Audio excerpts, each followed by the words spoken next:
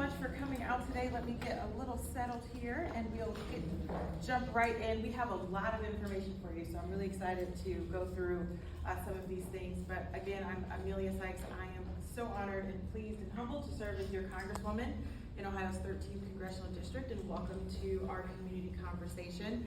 This is our third of our series that we've done across the district, and we call this is sort of our town hall. But if you notice, it's a much smaller group of people. We are talking about specific topics, and we did that by design. When we do town halls, you often get hundreds of people in a room, and people don't get the chance to be heard.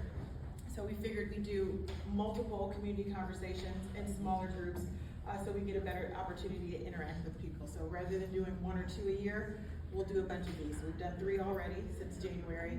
We did a telephone town hall just by some comparison. We had about 3,500 people call into our telephone town hall. We have about 50 or so people here. It just makes a much better interaction, and you can actually engage with folks here. So that's what we're doing here today. What's that from? My voice recording. Oh, okay. Your voice recording. So, also just want to introduce myself to some of you and maybe reintroduce myself. I'm seeing some very familiar faces, so very glad to be back in your acquaintance, but I have been serving you all as your congressperson for just over 5 months. So we've almost hit the 6-month period, and it has been an incredible opportunity. I've learned a lot. We'll talk about quite a bit of some of the things that we've done. We've been very, very, very active in these first couple of weeks, first couple of months, but that is what is to be expected. Want to quickly recognize a couple of our elected officials that are here. I know I saw County Commissioner Richard Regula, good to see you. Thank you. And Mark Cozy, Canal Fulton councilperson, thank you so much. Good to see you both again. These two joined me, and we had a roundtable for elected officials when I was first elected, so we could kind of level set and I get a chance for them to get to know me. But the commissioner, I should say this, my husband's commissioner. For some reason, I'm like, the words are escaping me. Was really gracious to introduce me to Stark County and take me to lunch shortly after I was elected. So thank you, Commissioner. I really appreciate your hospitality and your willingness to bring me into the fold, so I know what's going on here and I know about Rutherford. No, that a girl. Okay, so let's get right into it. Make sure I actually know how to use this clicker. All right, we're good. So Ohio's 13th Congressional District, it is a brand new district. It is worth it for me to tell everyone where the district is because I get calls, not as much anymore, about when are we opening up the 13th District office in Youngstown. As you can see, Youngstown would be somewhere here, and this is Ohio 13, but the former Ohio 13 did include Youngstown, the new one does not. So this is our new district. We ran on these maps this last cycle. We will likely have new maps next time around. Again, I don't know what those look like. Definitely don't want to make any predictions because it could be anything. But currently it's all of Summit County and Northwest Stark and 4 precincts in Portage County. So this is a pretty compact congressional district, all things considering. We have some natural relationships and alliances, thinking of our airport, for example, and the 77 corridor, which is pretty helpful, and it makes it very easy for me to jump on a highway and get from either the north end to the southern end in about an hour and 15 minutes if necessary. Some of my colleagues have 10, 15, 16, 20 counties. This is really a blessing. So really grateful for this district. It really helps me get around quite a bit and really just makes a lot more sense than others. We do have a district office. It's based in Akron right now, and we have some district staff who are here with us today. You probably know and have seen Doug Lane, who is a part of our constituent outreach team. He's based here in Stark County, so he is responsible for the Stark County part of the district, and the little slither we have in Portage County. But Michaela Holly, who is in the back, she is our district director of outreach. Next to her, Sunny Matthews, who is our district director of constituent services. And then we have Bill, who is out in the front greeting you. He works in our constituent advocacy team. And then we have a few more staff people coming on. But thankfully to these great people, they are helping me serve this community in a really important way. I rely so much on my district staff because we have an incredibly aggressive session schedule. We will be in session in DC for 7 weeks straight, which is pretty unusual. And that usually means me being in DC for 3 to 4 days of those 7 weeks. So I don't get an opportunity to do these types of things. And when we do get home, the outreach team is throwing me out to wherever we can get to and getting in front of as many people, but it's exactly what I've asked them to do because it is very important for me to make sure you all know me and I know you. And so we are staying very, very, very busy. But every once in a while, you will see an event where I am not there. For example, Sunny is hosting a community outreach, constituent services, outreach office hours in Stark County next week, later this month. I forgot it's June already. So it's later this month. I will be in DC in session, but for that, I will be there. But grateful for a very dedicated staff who is helping me get around to everyone. We are going to open a Stark County office, and we're working on it. There's a couple of theories of thought there. One, this office in Akron took a really long time to put together, and so we wanted to be mindful of the time period it takes to do that. But also, as I mentioned at the top of the conversation, our districts are changing. And you may have heard Congressman Johnson who said, well, I might open a Stark County district, but I just don't want to open up an entire district office for it to shift significantly. That is a pretty significant waste of resources to this point. And so we are finalizing some spaces, looking at some spaces, and also just watching what the new district maps look like. But in the meantime, we are still coming to you, even though we don't have that physical location yet. We are still here, Doug lives here, so we're not that far away. Let me say one thing I forgot to say at the top of the program. I know when you signed in, you had some cards to ask questions. Please make sure if you have questions as we go through this, we will happily answer them. They as in Michaela and Sunny, who are hovering around and roaming, will collect those from you, and we will make sure we get them asked. And if we don't have the answers to them in this very moment, we will get back to you. But let me continue to talk about how we are serving you. This is our constituent services sort of package, if you will. When I came into office, I said the most important priority of mine is first constituent services, second constituent services, and third constituent services. We obviously talk a lot about policy, but the reason I'm in this position is to serve all of you, and I must serve you in order to want to stay here. But most importantly, that is what my job is as an elected official, to serve all of you. It is the spirit of which everyone in my office works. It is the way that we work, and it is how we conduct all of our activities. So here are some of the ways that we can serve you. The outreach team, as I mentioned, I am in DC far more than I want to be, but when I can't show up at events or meetings or ribbon cuttings, my outreach team will be happy to show up. We can provide accommodations for you. If you have questions, if you need help with grant support, that's particularly for nonprofits and government organizations. We have internships. We will be welcoming our first round of interns in June in the office. And then they can help you arrange visits to DC, because if you get to the DC team, if you ever get to DC, we can help you with tickets to museums, White House tours. You can actually tour the FBI building. That was a new one that I didn't know about. So if you're interested in any of those things and you're in DC, please let us know. Capitol tours, we'd be happy to accommodate you so you can have an opportunity. Our outreach team can help you, so Doug and Michaela are your go-tos for that.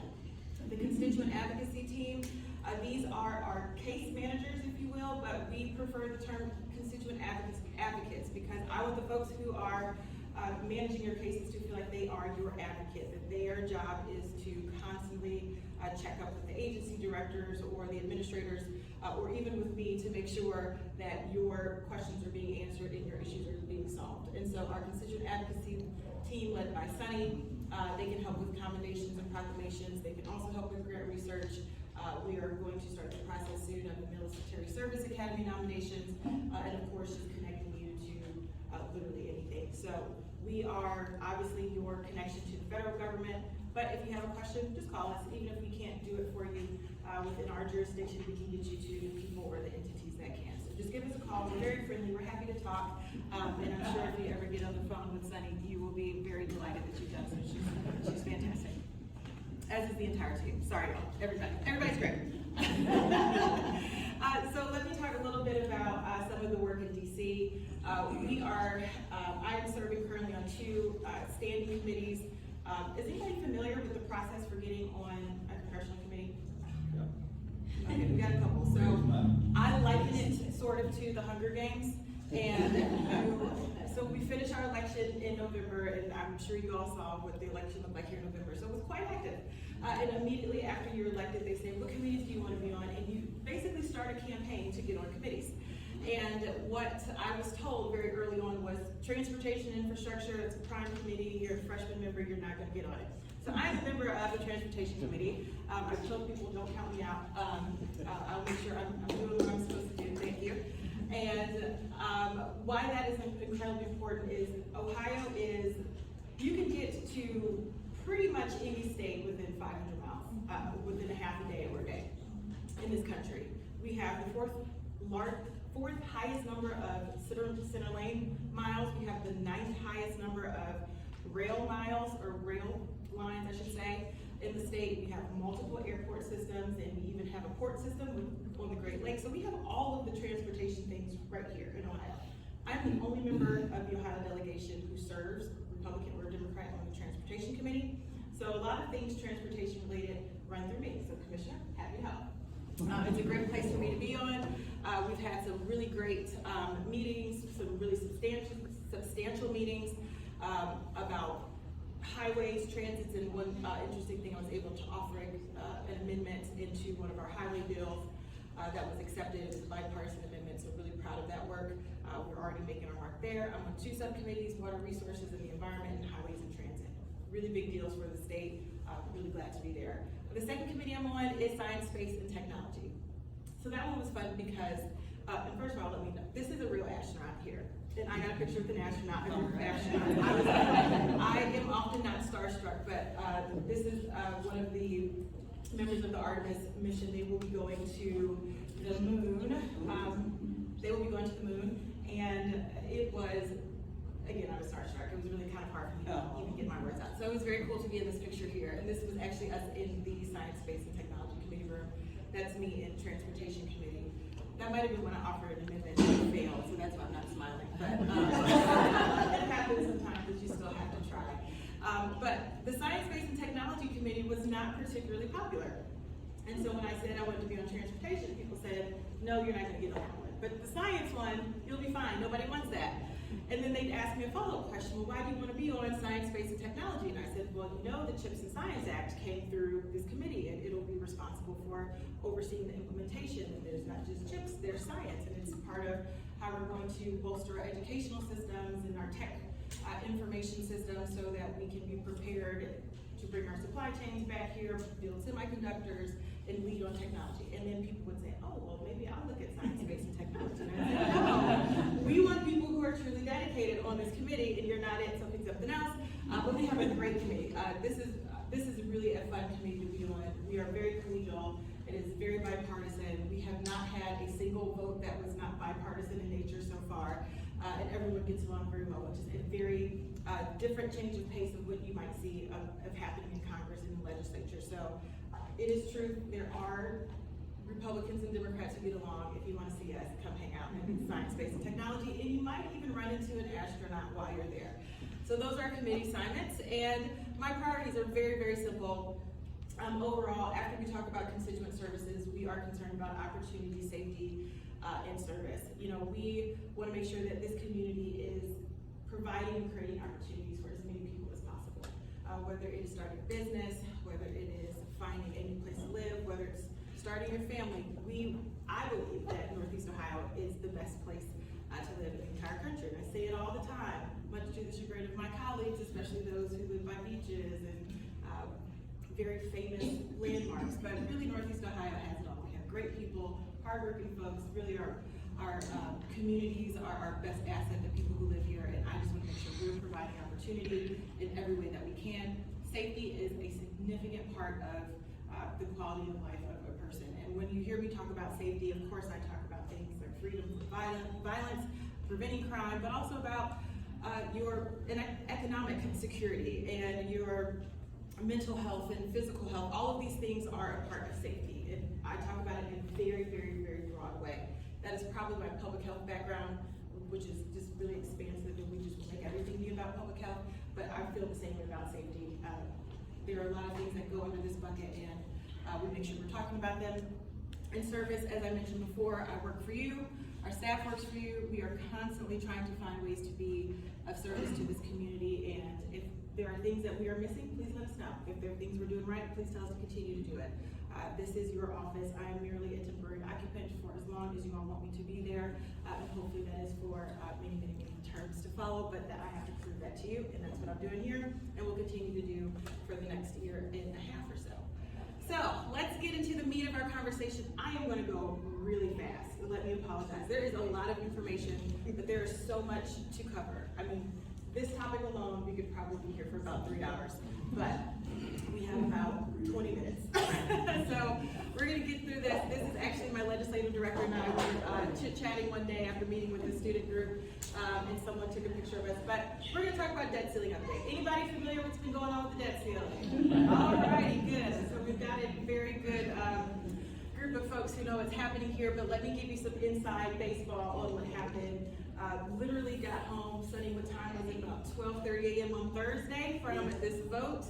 Thankfully, she was willing to come get me from Cleveland. I will tell a very quick story here, because I am my father's child. He always tells stories, and I really don't know any better. I'm sure you know this drill.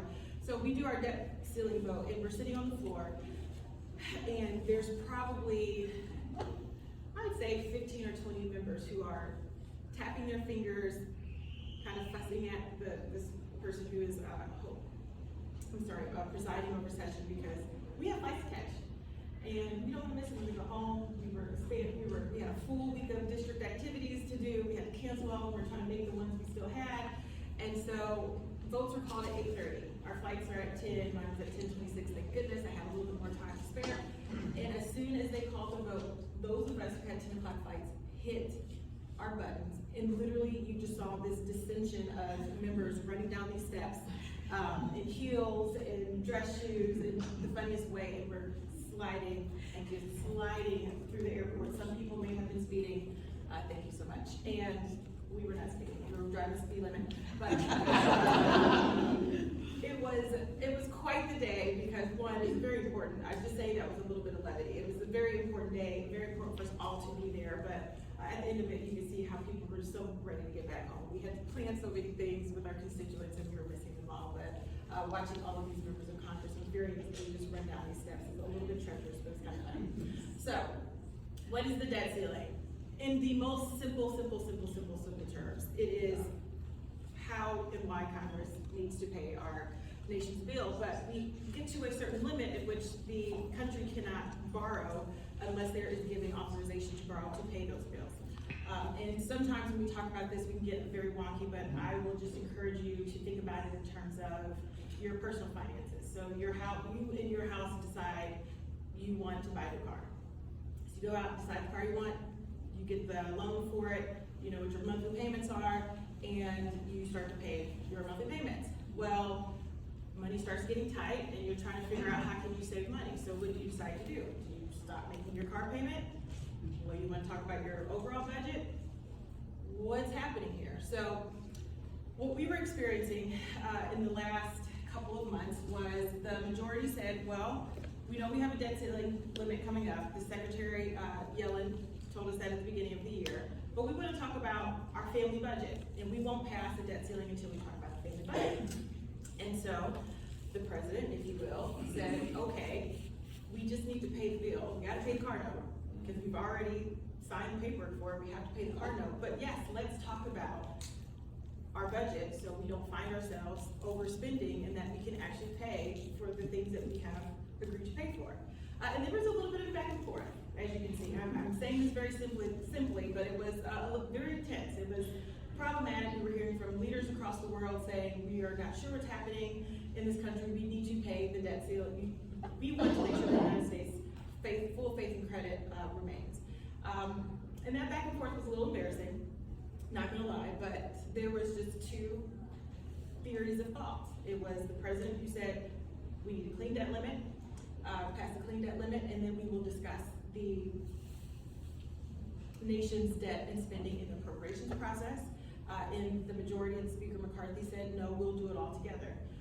And so you can decide who was right, who was wrong, but ultimately we have a debt ceiling agreement through negotiations with the White House, with Speaker McCarthy and Minority Leader Hakeem Jeffries in the House, And they negotiated the bipartisan budget agreement, and that is what we voted on earlier this week. It was a bill that I voted in favor of. It is just like any other compromise. There are a lot of things that you like, a lot of things that you don't, and when everyone walks away unhappy, you know you've got a good compromise bill. And I would say that is pretty much the sentiment of my colleagues in Congress. There are a lot of, I would say most people are a little grumbly about what happened and can find a lot of things to pick apart about it, but ultimately we needed to raise the debt ceiling. We could not have defaulted on our debt. And it was very fair to have a conversation about our nation's spending and what we have spent and what we will spend in the future. And so I would not have necessarily wanted to have done it together. I am not amongst the people who feel like it should be combined. There's only 2 other countries in the world who have a debt ceiling that goes through a process like this, the United States and Denmark. And so it puts us in some precarious situations, and we saw how that played out this week. So what we do moving forward, not exactly sure, but it worked out here. Would very much prefer not to be in this type of situation again. We can do and should do better. But nonetheless, we have the bipartisan budget agreement, and it passed out of the Senate yesterday. We are awaiting the president to sign it. The delay is, there's just an engrossing process with the clerks and harmonizing all the language before it can get to them. Signatures need to be made from the House leadership, the Senate, House leadership since it originated in the House, and it needs to be signed by June 5th. So fingers crossed, we will get it done by June 5th. We are almost at that deadline. Just a couple of top lines about this budget agreement. So it spends, it agrees to spend about $1.59 trillion this year, $1.6 trillion the next year. You've probably heard a lot about caps on spending. There is a bit of a cap on spending and an increase on defense spending. We'll get to those details if you so choose. But really broad 50,000-foot perspective. One, it was just very, very necessary to pass a debt ceiling increase. That was, first and foremost, the number one most important reason for me in supporting this. But also, I made it very clear when I was on the campaign trail that I was going to support Social Security, Medicare, and Medicaid programs. This bill allows us to continue to protect them, make sure people get their benefits that they have earned over many, many years of work and service. There are parts of this budget agreement that I do not personally support, but again, I am Emilia, and sometimes been on Congresswoman Sykes. So those are 2 different people. I bring Emilia to the role as Congresswoman Sykes, but obviously, as your congressperson, voting for this was the most responsible thing to do, and it is why I did so. If we had not passed this, we would have gone into a catastrophic economic crisis. One that is even hard to predict what would have happened because it has never happened before. But one thing you know, it would have been truly, truly, truly bad. And it was just not worth engaging in the politics to not support this bill, even though everything in it wasn't to my personal liking. So some of the things that we were protecting, you know, as we were preparing for this, and actually had a call with one of the members of the White House team. They all called us. They were all descending upon us, trying to make sure we can vote for this. And so I said, well, tell me how this is going to impact Ohio 13. I said, I have a town hall on Saturday, a community conversation on Saturday, and people are going to want to know, how does this impact me? And they said, well, you know, we're going to talk about how we're going to not default, and we're going to do this. And I said, yeah, I hear you, but I just need to know very specifically who is and is not being impacted by this. And we butted heads a little bit in that conversation, but nonetheless, we were able to find some information so you know exactly how it impacts the people in Ohio's 13th district. We were wanting to make sure we protected veterans' health care. About a little over 40,000 people in this district who would have been impacted had we not passed this. We're protecting SNAP benefits, which are the food assistance benefits for a little over almost 48,000 families. We protected Social Security benefits for 110,000 families. Medicare, 95,000 families, 186,000 people who are enrolled in Medicaid. And then it also protected some of the landmark legislation from the 117th Congress, the bipartisan infrastructure law, which again, I'm on Transportation Committee trying to get some of this transportation money. These dollars protected those resources. The CHIPS and Science Act, remember I talked about that earlier, all of the things that I'm very excited about, and the Inflation Reduction Act, it helped protect many of those provisions because that was one of the things that was on the chopping block with the negotiators. So these are the reasons. These families are not just 110,000 families, these are individual people who would have truly been impacted. And so this was the reason why this was an important vote for me. We are going to continue to get more and more information. We're learning more and more about the impact of this bill and what it will do for our communities and what it won't do for our communities. And stay tuned. If you have not signed up for our website, for our newsletters, please do so. We'll continue to give updates as we get them. There's a couple other things that this does. It does make some reforms to the permitting process. One of the things I hear the absolute most on Transportation Committee is we want to do these highway projects, we want to do these bridge projects, we want to do any project, but we can't get through the permitting process. So this is one of those like compromises where you feel, yes, we've made some movement, okay, I'm a little concerned. But nonetheless, I think all of us could agree that the permitting process is a bit of a disaster as it currently exists, and there need to be changes.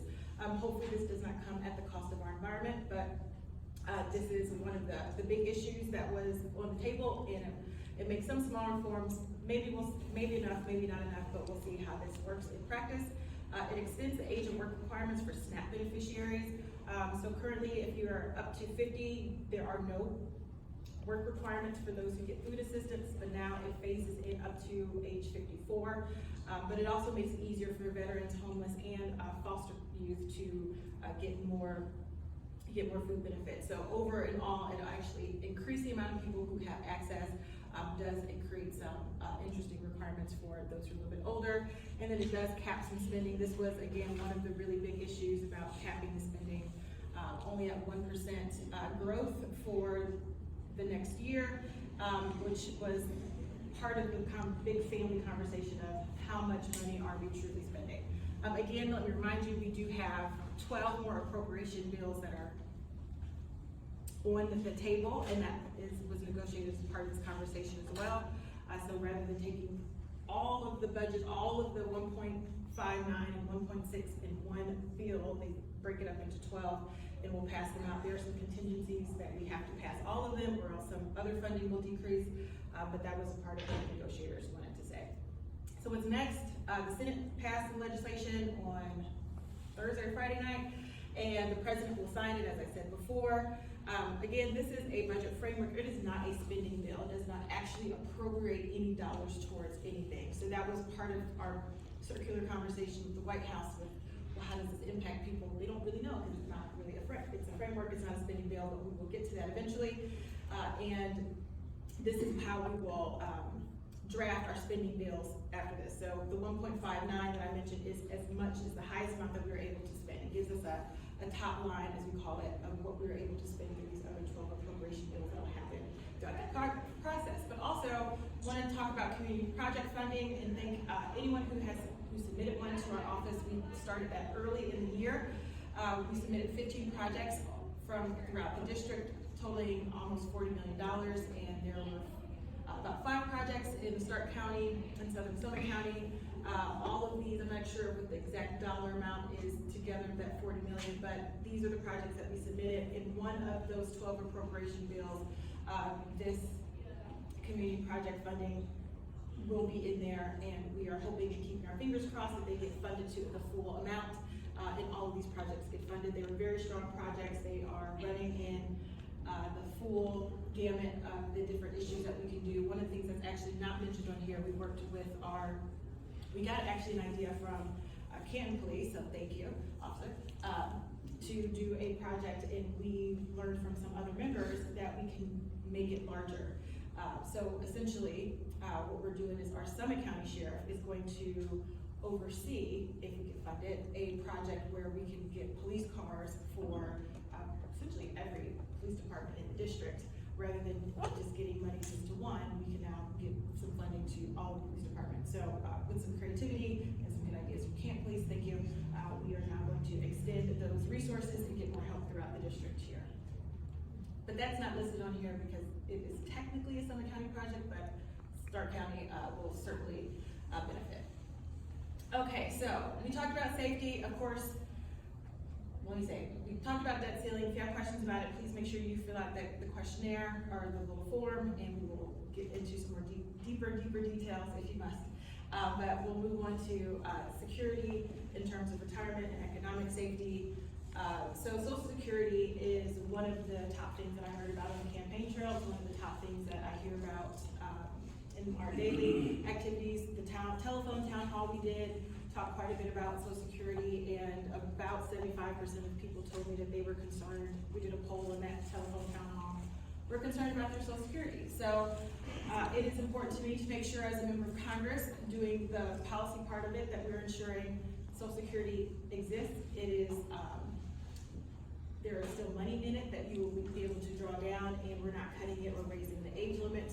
People had expectations of it, and we want it to exist. So here are a couple of pieces of legislation that I have co-sponsored to help protect and strengthen Social Security. The first is the Social Security Fairness Act. It makes sure that people are just public service employees are getting their Social Security. Sometimes it's not possible, sometimes they're offsets. And we are working to make sure that if you earn these benefits, you get the benefits. It's pretty simple.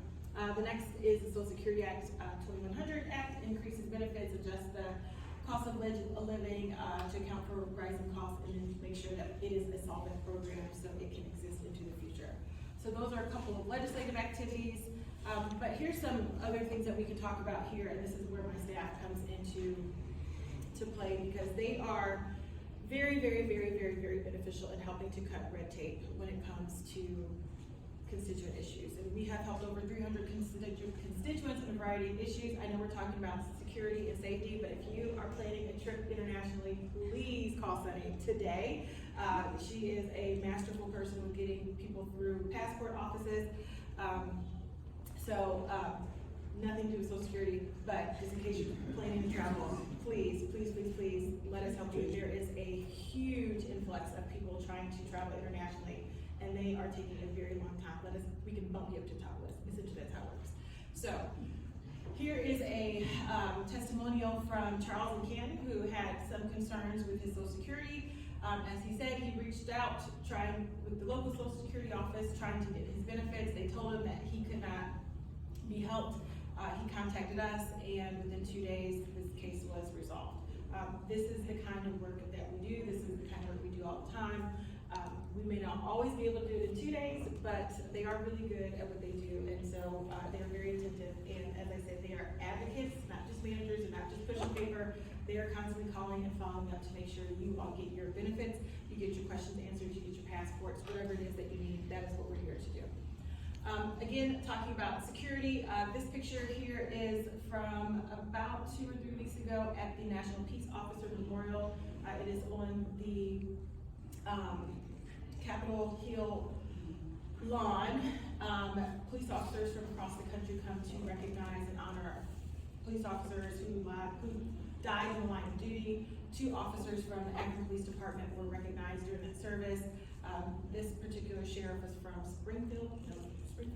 There's not Springfield County. Springfield Township, south by Dayton. There's an officer who was killed in line of duty, and I was greeting him on our way to meet with some of the Akron families who were there. But we work very closely with our law enforcement community. We work very closely with veterans communities, and this is just some of the work that you can see in action. Again, all in DC. I wish I was spending way more time here, but I am the vice chair of the Bipartisan Women's Caucus, and we recognize women veterans at Arlington National Cemetery. My co-chair, one of the other co-chairs, Kat Cameron, she's a Republican from Florida, led that wreath-laying ceremony just before Memorial Day. The second picture is from the Peace Officers Memorial, and this third one is from Veterans Day in Stowe. That was one of the events that we were at, and while we were in Stowe, Doug was in Canton, we were dividing and conquering the day to make sure that we were as present as we could be. Of course, we are supporting our law enforcement officers. I talked with you a bit about the community project funding. Here is about a $5 million grant between Summit and Stark County Sheriffs. It will allow for at least 2 police cruisers for these entities within the district. Again, that was some very creative thinking and working with some of our colleagues who gave us that idea. Also, I am a co-sponsor of the COPS hiring program. It is a grant program for local law enforcement. It helps with retention and training of professionals.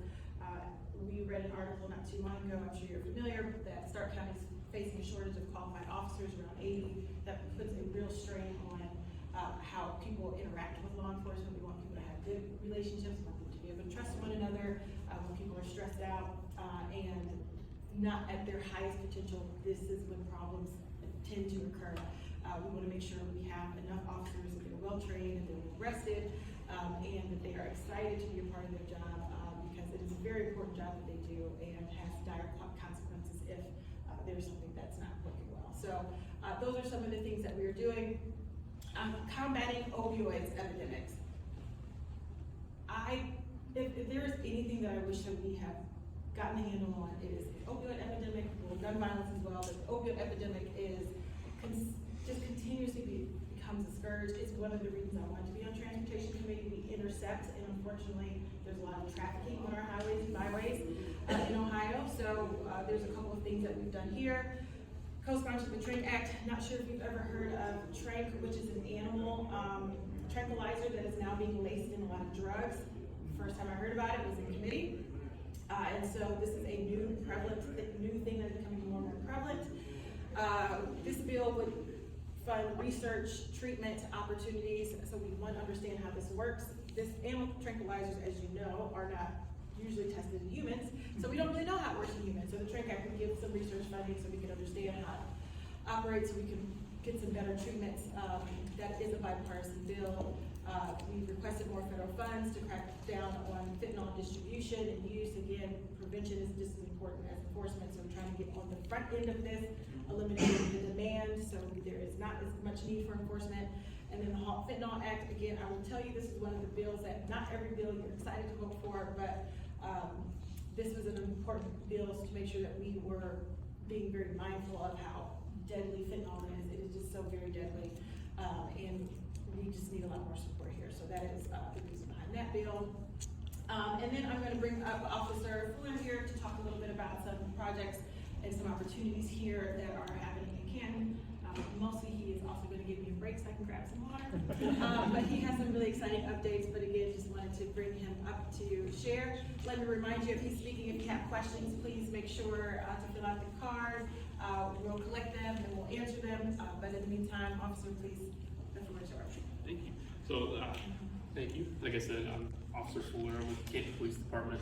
I'm here to talk about our We Believe in Canton events. Just by a quick show of hands, has anybody heard of our We Believe events? Awesome, a couple of you. So, essentially, this was started as our community outreach program last year with Chief Gabbard and Lieutenant Mike Roberts. They were trying to decide a way for us for our community members to better meet law enforcement and just kind of get to know us on a more personal level. So what kind of transpired and developed is our We Believe in Canton events. So last year we held a handful of them. I can't remember exactly how many we held, but they were all over the city. And we encourage everybody to come out for them. It's not just law enforcement. We have a ton of different agencies that we work with and collaborate with, such as the fire department, the prosecutor's office. We have the homeless shelters, food shelters, everything. Everybody comes out. It's kind of more of a relaxed style. We don't wear uniforms. Nobody's in uniform. It's more of a cookout. We provide hot dogs for everybody that comes out. We have games. Sometimes there's food trucks. Like I said, we cook hot dogs. All these different events kind of in one consolidated area so that the community can get to know us as well as see all the different resources that our community has to offer. So our first event is actually today at 3 o'clock from 3 to 6. It's in the Centennial Plaza, and this kicks off our summer of We Believe in Canton events. So we will have a ton of them all over the summer. So if you don't follow the police department on Facebook or Instagram or anything, follow us. That's mainly where we use our social media to post about where we're gonna have things. But today kicks it off. It'll be all summer long, so keep an eye out for future updates. And not only are We Believe events, but we have a ton of different events coming up. I know June is a pretty packed month for us already. We kind of got a little schedule, but if you don't follow us on social media, keep an eye out for it. And we're more than welcome to have anybody that wants to come. You guys are more than welcome to come, hang out, play cornhole, whatever you guys want to do, just come and meet us, and we would love to have you. Thank you so much. Well, you can stay here because you're going to answer all the questions I got. I'm just kidding. So thank you so much. Hopefully you all are available to join and participate in the events, and thank you for being a great partner with us, officer. So I have a few questions, and we will get to as many as we can in the next 10 or so minutes. I will extend as much as we can, so we can get to many of them. So the first question that I have here is, can you tell us more about the Educators for America Act? So thank you for this question, and if I fan myself, it was getting toasty, it's really hot, we were waiting for summer, and now we got it. So the Educators for America Act is a bicameral piece of legislation that has been introduced many times in Congress. It is to encourage a teacher pipeline. There's grants of about $500 million for public school districts across the country to help train, streamline data, get more information so that we can get more teachers and educators in the classroom. It is especially important this year because we have lost a lot of educators to COVID. Folks just decided they don't want to be in the classrooms. People are, the profession is taking some very interesting turns with the way that some people are showing up at school boards. And we want to continue to support our educators and make sure that we have the resources for them and the training and the data and the information for them to do well. So, not really sure if this is going to make it through the process, but again, some of the bills we introduce is to make sure that we are showing support of these issues. This bill has a lot of support around teachers groups, teachers unions, educators who have encouraged us to put these types of grants forward for retention programs for educators, and that is the Educators for America Act. We will get you the full bill text if you want it, and we have your contact information, so thank you, Ms. Olson, for this question. Hopefully I answered it to your satisfaction. The next question I have here is infrastructure funding. Where is the funding going locally? And a question about pedestrian safety. Very, very, very good question. So one of the things that we were able to help with this is an indirect question to your answer, but just a piece of information. With the part of the debt ceiling negotiation was a rescission of the ARPA funds and some of the federal dollars that we got during COVID. If you are a state and local government, you are safe. Your funds are not going to be removed from you if you have spent them or have them obligated. But we did find that there is a lot of highway and transit money that was about to be rescinded. Again, it's really important that I am a member of the Transportation Committee because we were able to talk to Governor DeWine's office and ODOT and say, hey, you all need to find a way to spend this money in the next 3 days or else the government is going to take it back. And they were able to do that. So one of the ways in which we are able to work with you, why transportation is so important. But where is the funding going locally? We will have to pull that information to find it exactly. We have been working with the Ohio Department of Transportation and been in communication with them with their state highway improvement plan, and a lot of the resources that they have there are funded by the federal government. And so there is a map that they put out earlier in the year of some of the projects.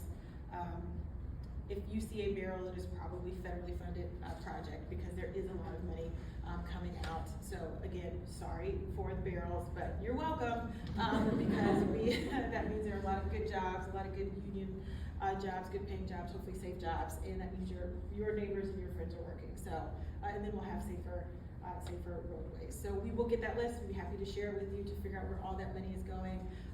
The bipartisan infrastructure law that was passed in last Congress, it was really, really important that that was protected in this debt ceiling negotiation. One of the things I hear a lot on that committee is that cost of inflation has made those projects very challenging to pay for, and although there is a record amount of spending allotted for that bill, it's being eaten up by the inflationary cost. And the permitting was another issue. So two of those things have been somewhat dealt with. We'll see what it's like in a couple of months as people start applying for permits and whether the regulatory process allows them to move a little bit faster. But again, we are really excited about how much that bipartisan infrastructure law and how it can impact our communities. Part of a couple of the community project requests are being funded.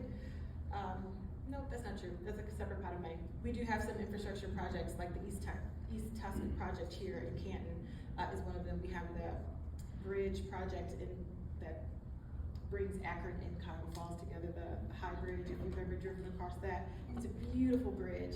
it needs to be completely demolished and rebuilt. It is a $50 million project, I believe they told me last time, so we're trying to get at that one.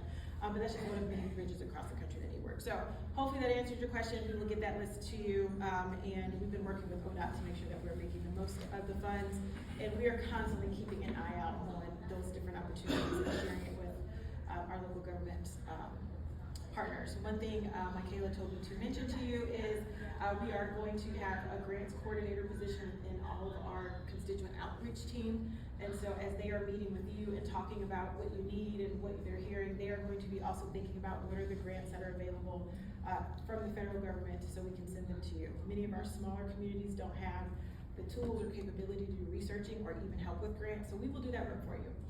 We are constantly being exposed to these types of opportunities, and we want to get them to you. So we'll be proactively sharing these issues, but if you are a part of the local government or a nonprofit that has received federal grants and you have questions, let us know. But if not, we will find things that we think will fit and get them to you. So if you have not invited us to come see you, have a meeting with you, you should do that, because we're always trying to get you money and resources, and that's one of the ways that we can do it. Yes, ma'am. Gotcha. Oh, we got some more. They told me I have 5 more minutes. Thank you. All right.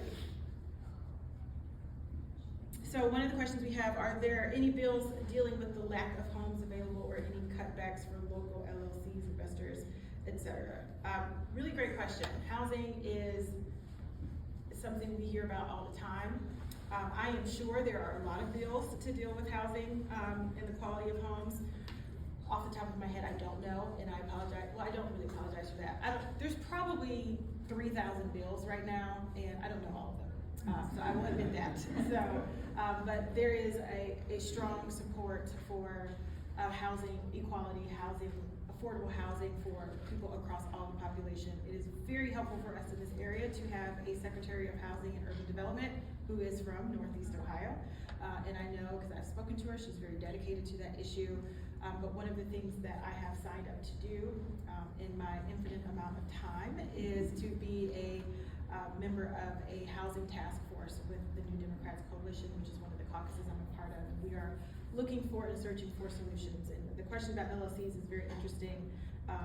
It may not be the exact question that you're asking for, but I'll share this. In my past life, I worked in the bankruptcy court, and housing was a very significant part of mortgages and lending and all of those interesting things. But what we've experienced with for-profit, publicly traded companies coming in and buying a lot of the housing stock in communities, it makes it very difficult for people, especially first-time home buyers, to buy any property because they cannot make cash offers and they just cannot pay the same price. They just don't have the resources. And our #1 way of wealth building in this country is through homeownership. So if you can't buy a house, you are not building wealth, and then what happens? We don't know yet, but we're going to see soon. So one of the things, part of my role in that task force is to figure out what does that mean and how can we make it easier for lenders or for borrowers to get loans, to get mortgages, so that they can become homeowners and they don't have to fight against publicly traded companies who have cash offers that just regular people can't compete with. So that's going to be a little bit of a task, but I'm certainly up for it because it is important to do so. Okay. So I have a couple of questions about gerrymandering. So we've got 5 minutes left, and I'm going to try to give my shortest response to this, but hopefully a hopeful one. Gerrymandering has significantly impacted our communities in a lot of ways, usually not positive. And one of the things that I talk about a lot is our congressional district. And let me go back to the picture all the way in the beginning, because while we now have a very compact district, which is great, and it makes it easier for you all to get to me and me to get to you, this district was represented by 5 different members of Congress last year. And even as we are in office right now trying to get information and find people have no idea that I am their congressperson because they think that I'm in Youngstown, or I could be in Holmes County where Bob Gibbs was, or in Cleveland, or in Bay Village where our other congressperson was, and I'm missing one in Aurora. Having 5 different people represent this compact area, none of whom live in this area currently, means that you don't get good representation. Now, I don't think any of those members of Congress were bad representatives. Would never say that. I've met them all, great people. Bob Gibbs has been particularly helpful for me in this transition as a Republican member, and the Democrat members have been equally as generous. But when you don't have someone who lives in your community, who feels like their base is you, their attention is not on you. And that's what happens when you have gerrymandering. So when I talked about the community project funding we have 15 projects within this area. Last year, this entire area had 5. Now we have 15. This area had 5. $40 million. So, when we fight for redistricting, it's not just about, at least for me, I mean, I am a partisan politician. I mean, it just is what it is. But also, representation is really, really important. And as I hope that you believe, and it is true, serving any person in this district who has voted for me or not is what I am. That is my job. I have to do it, must do it, will do it. You don't do that if you don't truly know or understand or represent these people, and you live over here, and you have to represent the people who live here. It's just simple math. It is not anything negative about the people who are in the roles, but it is why so many of us fight very hard to ensure that we have districts that make sense, that there are communities of interest that are together, that we have representation that allows for people in the communities to vote for the folks that they want, rather than us deciding the voters that we want to have. I am very happy with my congressional district, and obviously every person in this district didn't vote for me. But I am so honored to be able to be elected from my hometown. I was actually at TJ Maxx, that's my favorite store. And and I was supposed to meet some of my girlfriends for dinner, and I said, I'm going to be late because people kept stopping me and just asking me all kinds of questions, like, oh, your hair is different. I was like, oh, yep, it is. Or, oh, I know your dad. I met your dad from here. Or, oh, I saw you on TV. I'm so glad that you won your election. Or, oh, I saw you on TV. I can't believe you won the election. I mean, all kinds of, and people get to do that because they see me and I am interacting with folks in the community all the time. And so that's a really important reason to me. That's why redistricting reform is necessary. It is, again, very personal, but it really is about the representation. People deserve so much better than what they have been getting from their government, and it's mostly because redistricting or gerrymandering allows for extreme voices to be the most important voices in the room, and that means your voices aren't heard, and that is very, very detrimental. It is why sometimes when I go and I sit in committee, it's actually why I love science-based technology, because the committee is just regular members just really trying to figure out problems, and then you've got other committees that will remain nameless, but you all know, where they just fight all the time. And there's nothing productive that comes out of it. And it's because the folks there, their incentive is getting on TV and throwing grenades across the aisle, and that's what's most important. Whereas in science-based technology, we're trying to figure out how to stop the opioid crisis, get people to the moon, get people to Mars, do technology funding, and it's just a different vibe. So again, gerrymandering, redistricting, very important. I'll get off my soapbox because you guys have some other questions here, and thank you for letting me have a little bit of moment to go around. Let's see. This one is, we'd like immediate contact to introduce our business to the Ohio Attorney General. We can get you connected to the Attorney General. I actually just spoke to him Friday. Nope, day before that. Yesterday was Friday. Okay, another gerrymandering question. We just handled that one. Thank you for your patience. This is a question about the Medicaid, SNAP benefits, and the concern about the expanded age for work requirements, being concerned about losing benefits. Please give us a call. Let us walk with you through this process of what it looks like. As I said, this is very new. The president has not even signed it into law yet. So what we know about work requirements in these types of programs, they are administratively burdensome. And states will struggle. Many states have struggled. That's why many states don't have work requirements, because it costs a lot to stand up and you really don't save a whole lot of money. And we can encourage people to work in a lot of other ways. But if you are having problems, please call us, let us help you. if you're running into issues. As you know, many of these programs are operated through Jobs and Family Services, and we might need to connect you with the commissioner, but nonetheless, we are happy to do that, or the state if it's a more state-specific issue. But please, we have your contact information, we'll follow up with you. Okay, I think I probably have time for another question or two, if you'll let me go a little bit late, is that okay? Let's see, here's a question. It says, as you know, there's quite a difference between Stark and Summit counties in terms of political party leaning. How will you cope with the differences in terms of controversial issues that come up in Congress? Great question. Well, really, that'll be a question for you all to answer, how I'm dealing with those differences and whether you like how to engage or not. But one of the things I brought to this position is a spirit of bipartisan cooperation. I am not new to politics. I served in the state legislature before I got here and worked with a lot of my Republican colleagues to get a lot of meaningful pieces of legislation done. So let me give you one quick example. When I was a first-term member, I introduced the dating violence bill. Ohio was one of two states that did not provide protections for people in dating relationships who experienced violence. Went to the speaker, said, I've got this bill, really want you to pass it. He said, okay, sure. I thought he was joking. He actually did help the bill get through the process. It was not that simple, I assure you. We did a lot of legwork ahead of time to do that. The bill ultimately failed, but it came back the next General Assembly and it was House Bill 1. Why is that important? House Bill 1 is designated as the most important piece of legislation. So my bill was House Bill 1. It was the first time we'd ever found in our research that a member of the minority party carried a House Bill 1.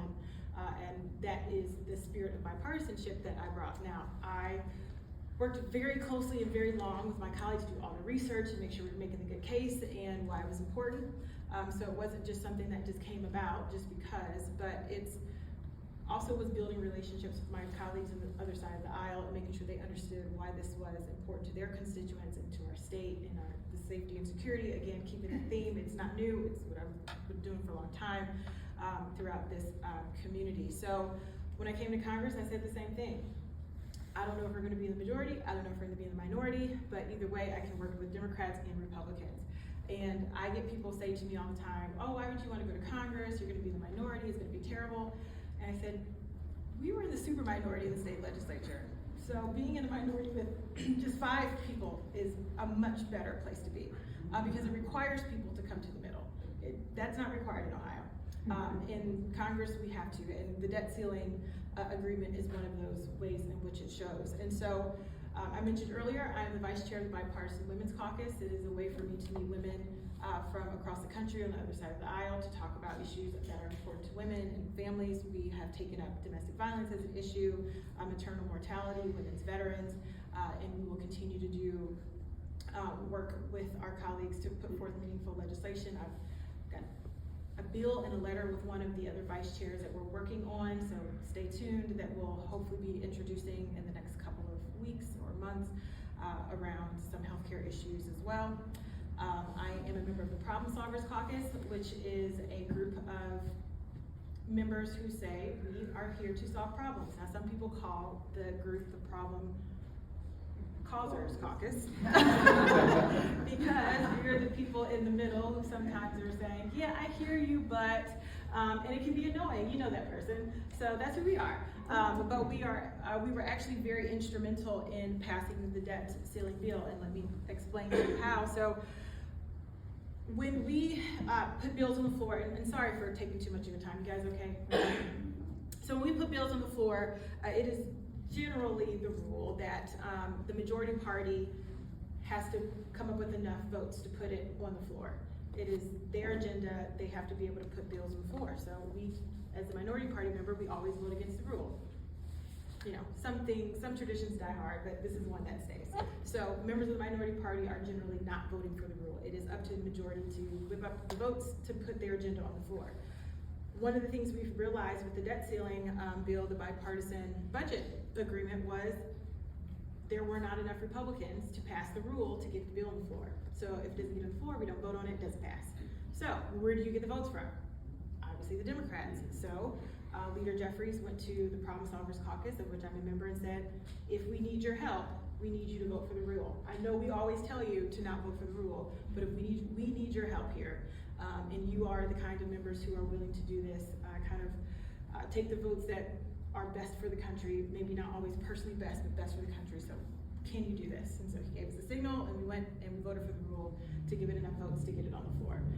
That is the reason why we're part of the Problem Solvers Caucus. We are definitely dedicated, and all of the members in the caucus are dedicated to it as well.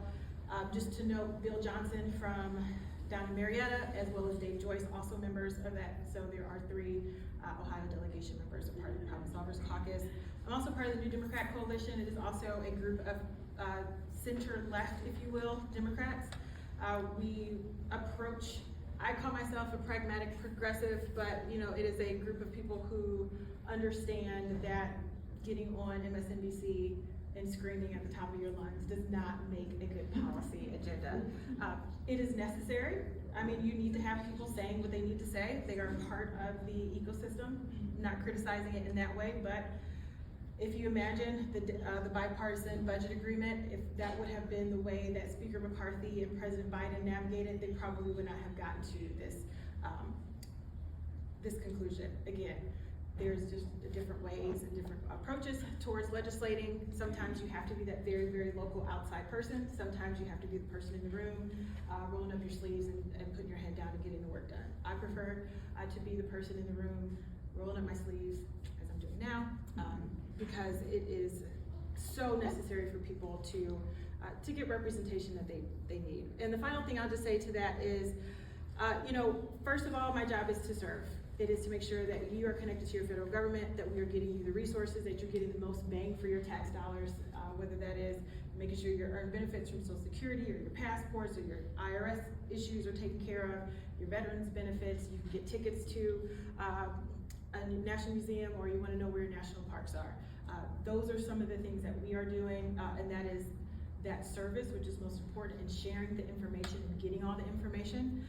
And we do it in as least biased way as we can. Of course, every person has bias, so it'll probably have a little bit of a progressive, liberal, democratic lean to it. I'm a Democrat, so no one should be shocked about that.